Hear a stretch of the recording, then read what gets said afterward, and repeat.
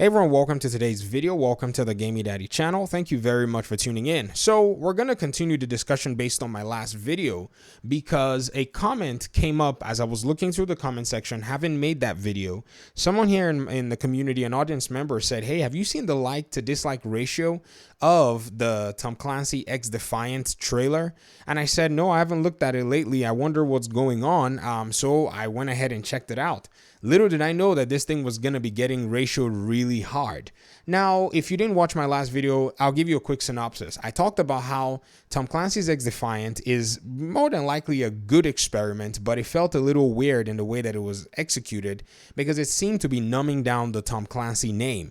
It's an experiment that is quite premature if you were to ask me. And in my video, my last video, I compared it to say maybe the Far Cry franchise, the Assassin's Creed franchise that Ubisoft already have and have already established. Whenever they make experimental games from these franchises, it really doesn't seem to hurt a lot of what the franchise is already about because they already have the tentacles for those franchises embedded deep. In the case of Tom Clancy, though, because of how well the Division sold and even the way the other Tom Clancy games began to get a new iteration, it seemed like they'd refreshed the entire Tom Clancy name, but hadn't necessarily deepened their tentacles for them to be able to throw out an experiment like XDefiant and expect for it to maybe get some acceptance, like, a game like Far Cry Blood Dragon. You remember, those spin-off Far Cry games that are quite funny and really interesting. So XDefiant, in my opinion, I don't feel like it qualified to be getting something at this point, and I felt like there's a way that this will, in a sense, affect Ubisoft financially.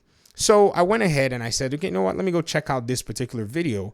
And I looked at the like to dislike ratio, and it's basically crazy. 12,000 likes, 25,000 dislikes. And this video was basically being posted about basically less than a week ago, depending on when you're watching this video from when I'm recording it anyways. And so this is quite concerning. Now, this should not be the cause for alarm because a bunch of people clicking likes and dislikes should not be the way we judge the entirety of the temperature of how the community feels about a game. But it is of some note, at least. If 25,000 people took the time to go ahead and click something, then that there's a possibility that these people are not, in a sense, feeling this game. Now, who knows? When XDefiant comes out, it may be the best thing since Fortnite and everybody will lose their minds. You just never know. This is the way these things kind of ride is kind of interesting. But again, I think it brings us back full circle to those conversations where, this kind of experimentation might not necessarily be the direction that Ubisoft needs to go right now. In fact, my proposal is that XDefiant or a game like it, be delayed on purpose with maybe give some kind of a PR excuse. Oh, we're delaying the game for some reason, but then find an appropriate time to release the game. And I say this because it's not like I want to be closed-minded. I would like for something like XDefiant to be out there, but in a specific context. Now, here is what I think those 25,000 dislikes mean. I think those 25,000 dislikes, they mean that there are other franchises, other games under the Tom Clancy name that the development teams and even the publisher need to show some love in order for them to stamp their footing and say, okay, guys, we got you. Now it's time for you to show up here in this party that we're throwing called XDefiant.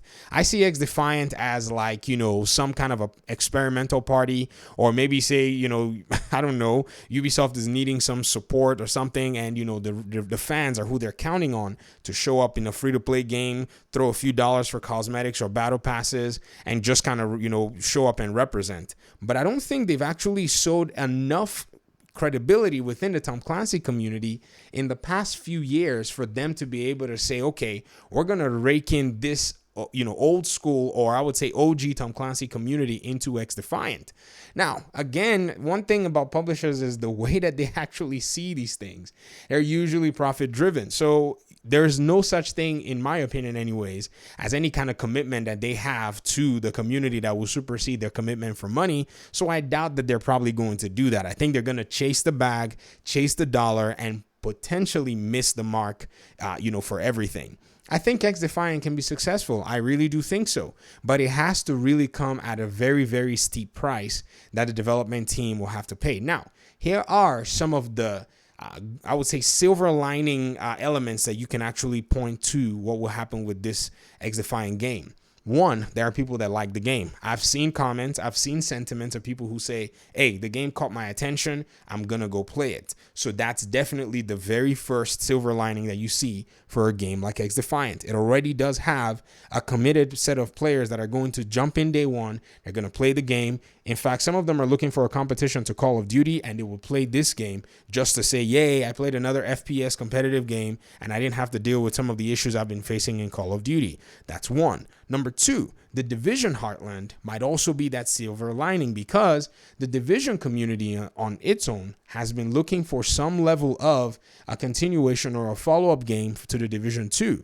And I think if the Division Heartland lands in a good amount of time, then it really does say, okay, Ubisoft really wanted to represent and give the Tom Clancy fans something. We think we might be able to at least even check this game out, maybe even download the game. I think that's where it's going to basically be and kind of end.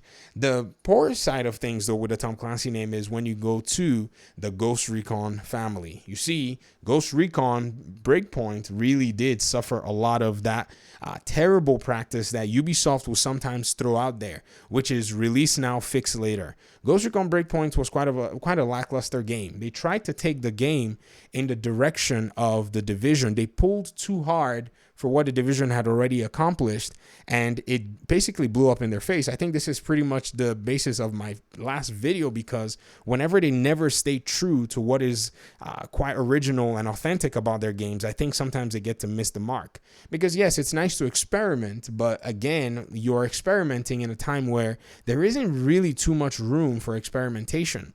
And to be very honest, I do not like the position that I'm holding, because developing a video game is very hard. A lot of people have worked hard on these, games. As much as people may say, oh, it's not difficult to make a first-person competitive shooter, that is not the case. To make any video game is a very daunting task. And so the development team have poured in their hearts and soul. They were probably excited when they got tapped into a Ubisoft studio to build a game like this. All excited. I mean, you saw them in the introduction of the game and the reveal. They were really excited. So that excitement, I don't want to be the person that becomes the YouTube guy that is a buzzkill, but then at the same time, I feel like their publishers may not have set them up for the maximum amount of success that they could get.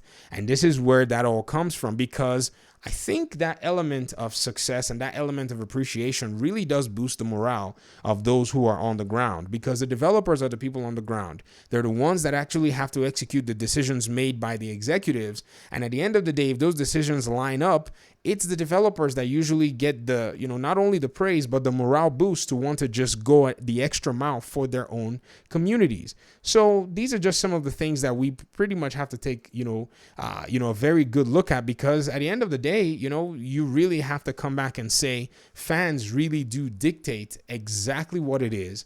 In many cases, a developer or a publisher should be doing in order for them to be able to achieve the most of everything that they want. Notoriety, popularity, sales, a very committed customer base. All of these things are found on the other end of them doing those things.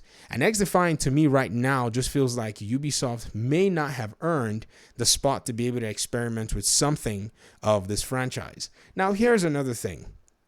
It might be that the Tom Clancy franchise may not necessarily be in a place where Ubisoft can afford to just kind of follow the old school mindset, but rather do everything possible. So even with a game like XDefiant probably being made and was supposed to come out after a game like Rainbow Six Extraction, right? I mean, think about it. Extraction got a previous delay and more than likely was supposed to come out at the beginning of this year or in the Q1. And then something like XDefiant was supposed to come out behind it. But because of all of the delays, things have already been switched all over the place. So what you're getting is this XDefiant game, which in most cases was probably ready because they had a smaller team. They were working within the continental, North America, setting, which was basically much more lenient with the way they put the restrictions and all that stuff. And they probably had more momentum going in or had already progressed further in their development than, say, the Ubisoft team working on the Rainbow Six game. And so these might be the things that were probably pertinent. Ubisoft may not have wanted to release this game before Rainbow Six Extraction. And so perhaps what we're going to see is, even though the testing of this game may show up here in the next few weeks, it may still be delayed till after extraction when people are getting a full, in quote, full-fledged game, because some people from the Rainbow Six Siege community don't consider the extraction game as a full-fledged game. They say it's a game mode. They may be willing to say, okay, we're playing this game and then we're coming out with this. Potentially, there might be another, say, reveal or test or beta or whatever it is for Heartland, and then XDefiant could come at the back of that. I think that is the padding that they need to be able to sell this particular franchise. If they don't do that, if they don't use that as a platform to sell XDefiant, then I think this ratio is not only going to be a ratio, but it's going to be a large reality that they're going to see all the way down the road. And that would be quite disappointing, because you really don't want this to happen to a very well beloved franchise that a lot of people can resonate with and have resonated with in a very long time. So that's it for me. I would love to hear your thoughts in the comment section. So let me hear, what do you think? Do you think XDefiant should even exist at all? Or do you think it needs to be in context of having made these new Tom Clancy games, delivered them, shown their community that, hey, we still have the Tom Clancy name and we still want to continue to, put out the traditional games. But while we're at it, we want to experiment as well. I think the latter is the best possible solution for them, but I would love to hear your thoughts in the comment section. Thanks so much. Peace out.